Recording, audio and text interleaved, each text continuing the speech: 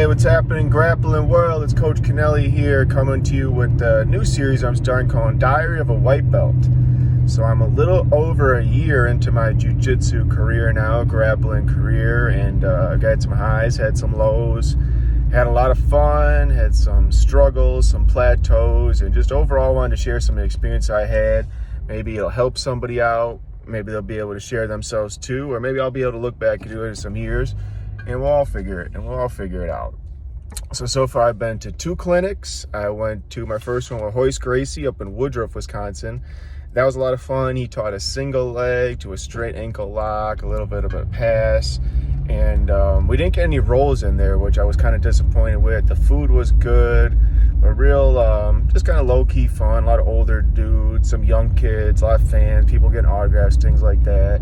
And a good experience, just get to meet the legend. I mean, he's not the history of the sport, or he is the history of the sport. So, great opportunity, great techniques, and I don't know how many more times I'll have an opportunity to be with him on the mat, so I really treasured it, and I did get my gi signed as well.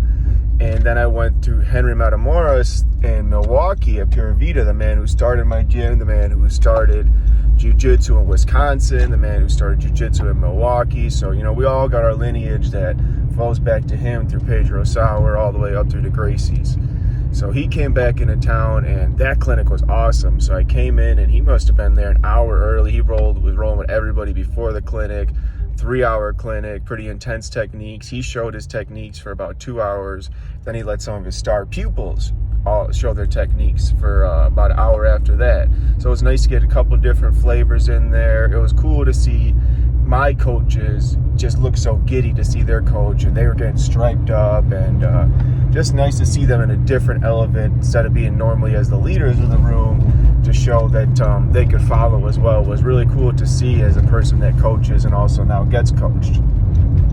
And Henry rolled with everybody. He was tough as nails, showed some great stuff, and just his perspective on jiu-jitsu overall was very similar to the way I view wrestling, where there are new techniques and new access, so it's a lot easier to get good now than it was in our day.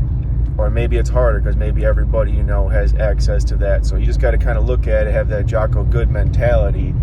But a lot of the ways he viewed jiu-jitsu was similar to how I view wrestling. So it showed me that the path is very similar, and I think I'll be able to get good there as well. I've done 2 competitions, gi and no gi. My first one was in Chicago after a couple months of training. I didn't go with a team or coach.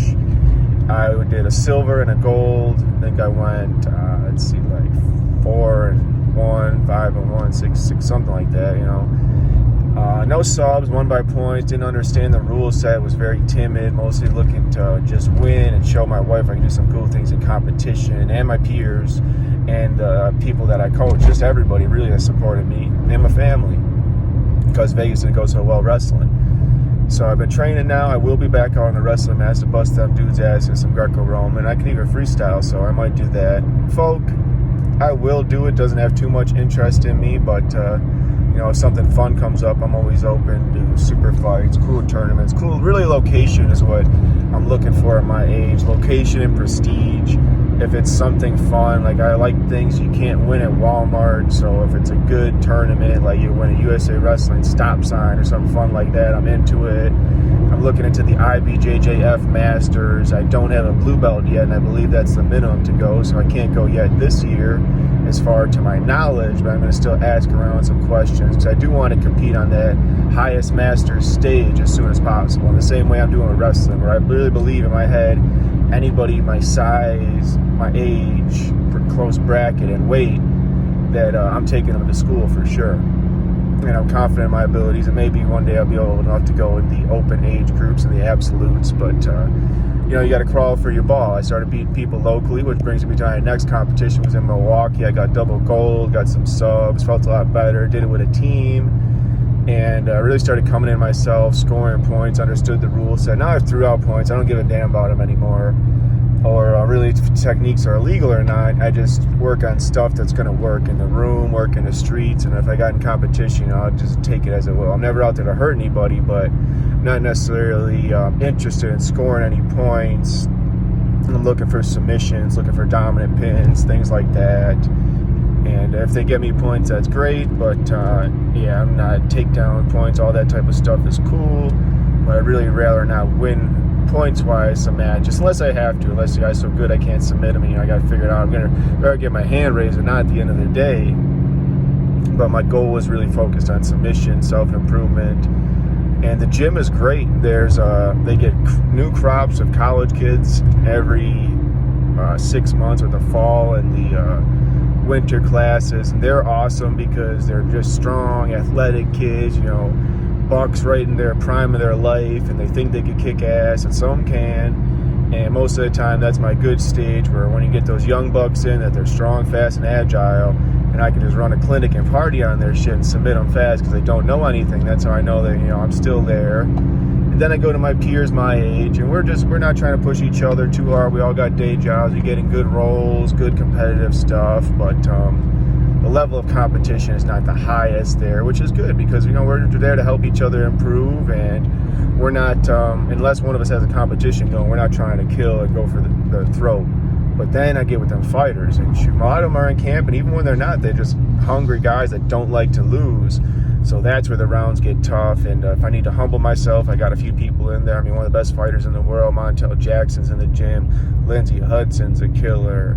Jordan Clark is a killer. Even the big guy, I can't even go up to the Benz, the West, the Dillons, all those guys. I'm just talking about the guys that are closer on my weight class. You got Cortavius, who's going on a contender series soon. So plenty of people, even below. Got judo guys like Saul and all that. So plenty of action for me to get in good roles, plenty of white belts around my time, blue belts. And the gym, even I'm blessed, we've got at least 5 resident black belts at the gym. And in that Matamoros clinic, there was like 20 of them there, and that was the most I ever seen in one time. So just because you're a black belt, don't necessarily mean you're better than me, I've learned. Because in wrestling, you just, shake hands and get after it, whatever. You don't care if you're a first-year guy, last-year guy, you just do it. And that's how my mentality is just because you've been doing it a little longer, know a little more, don't mean you can beat me. And if you do, I'm going to figure out what you did, ask you, and I'm not going to get beat by it again, is my plan. I got some deliberate things I'm working on. Anaconda and Darce are right in my fun game. I'm really throwing in the legs or wrestling, truck position. I'm going to try to start learning some berimbolo stuff. I have a twister. I'm not too confident to use it yet because I don't want to hurt anybody, but it's there and I'm working on it. And I like strangle, obviously the rear naked, and I'd rather put you to sleep than use your limbs yet, but I will get more confident in the limbs, and I'll start being able to rip those too in competitions. But right now I'm in practice. I'm going easy on my people. I'm learning. I take notes. I journal after every practice. I'm trying to eat well. I get at least 2 to 3 practices a week. And I'm fun. My body's in better shape than I am. I loved it. It's one of the best decisions of my life doing it. My wife supported me. And this is one thing, it's non-negotiable. I will make sure I get to jiu-jitsu. I'll put almost nothing in front of jiu-jitsu besides in a family emergency. And I have a hard, fast rule where I'm not going to miss 2, where it's all right, like life happens, I might have to miss 1 practice, but I can't miss 2 in a row because that's a habit. I just went on vacation last weekend, Mackinac City, and I doubled up on days just to get my rounds in, my work in. So I'm able to do more rounds at the gym. When I first came, I'd be able to do like a roll, maybe 2, and I'd be gassed. Now I can roll 6, 7, 8, 9, 10 times. I'll be hurting the next day, but I could do it. My body can get through those dark places. And I learn how to perform when I'm tired. And thank you to Jake and Zach and some of their coaches, Moody, that force me in those spots. And I come in and be like, oh, we're rolling rounds today. And Mike, I always hide on your Fridays, but I should come in. And when competitions come, I make for myself coming and testing on those days because iron sharpens iron. But I just wanted to give a yearly synopsis of where I'm at in the jiu-jitsu world, where my game is. If you're watching along, drop yourself, your belt rank. And let's follow along. Hopefully I'll keep doing some fun stuff. I said I was going to do hard stuff. I jumped in an MMA fight cam until I beat the shit out of that guy in 18 seconds. And I don't think I could have simulated any better. He's beating the shit out of me too. So who knows where the next year will take me. I didn't hardly predict this, but I'm glad I did. And I'm glad that I'm back coaching wrestling. And I'm able to contribute in all sorts of ways to the grappling community. So as always, thank you for watching. It's going to be peace and much love to you.